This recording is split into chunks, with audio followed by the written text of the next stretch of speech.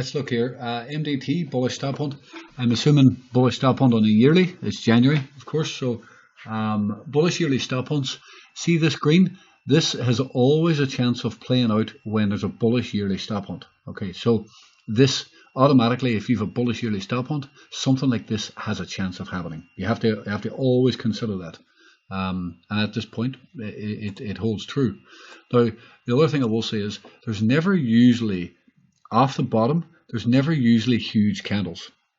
What normally happens is that there is something like this, perfectly like this. There's a small, well, I shouldn't say small, but like a bullish engulfing candle is more likely to happen coming off the bottom before then later getting big candles, right? Something like that is more possible. You don't get big candles like this off the bottom. People want to be sure that this can move up. People want to be sure where their stop loss is. So if we flip green, a small dip and flip green on a new month, well, people know then, okay, well, I've got 3% risk, for example. And so if I have 3% risk and I have $100,000, well, I'll put my $100,000 on there with 3% risk. If it comes good, well, you know, I'll make another $100,000. If it goes bad, I make $3,000, for example. And that's why people wait, or larger funds or whatever, wait until we form a bottom, and then the institutions get on board. It's never usually the institutions buying the exact bottom. Institutions come later. People always say that institutions lead the market. Mostly they don't, and they want to be sure where they're putting their money. They want to understand the risks, and you know, where they're wrong if it's not going well and stuff like that.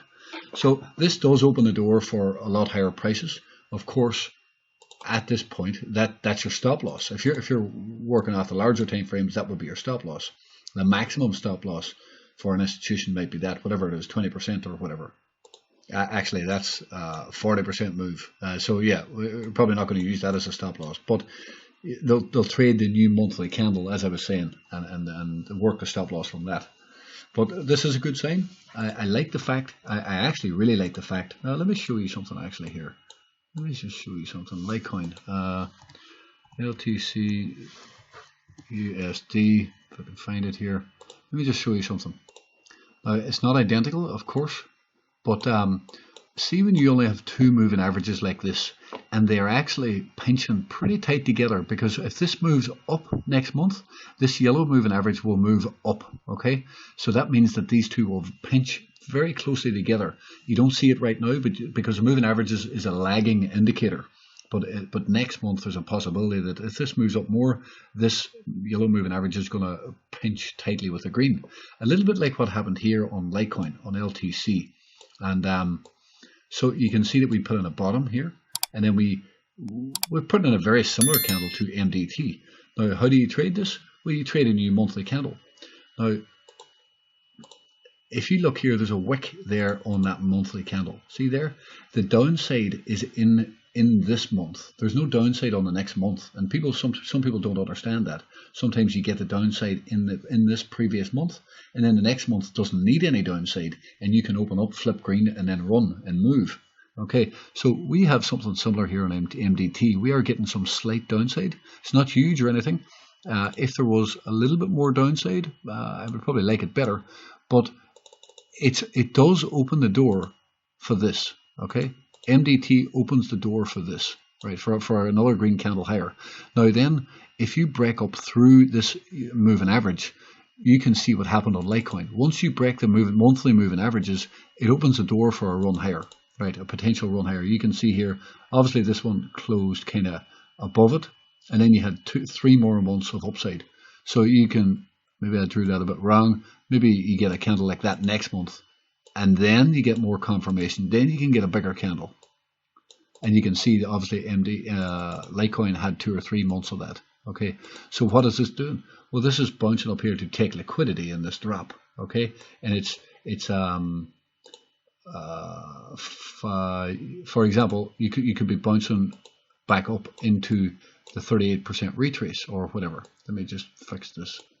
So maybe it'll bounce up here to the 23% here and the 38% there. So that they're your two targets. If you get through the 23%, that'll be the retrace up here. It's still a bearish retrace. Let me just check this actually. Where did Litecoin bounce to? Just for, yeah, look at this. Litecoin bounced perfectly into the 23% retrace. Well, it spiked through it, but you see there, and we roll back. So that's interesting. So I like MDT. I like the bullish monthly engulfing candle. It sets it up for more upside. I like the base. I like we drop back into support here. I like, if I delete this, you can see as well, I like the fact that this is a bullish deviation. It took 3 candles, but that's a bullish deviation, and as long as we're above that, as I said, this opens the door for this. Okay, so I would be watching this like a hawk on a new month, and as you can see on Litecoin, let me zoom in here, there was not much downside on the second month. Look at this small wick, but this is perfect. It's absolutely flawless. This is what you want to see. See right here? That's how you make money. That's how you make money with very low risk. And that's why the start of the new month is going to be extremely important.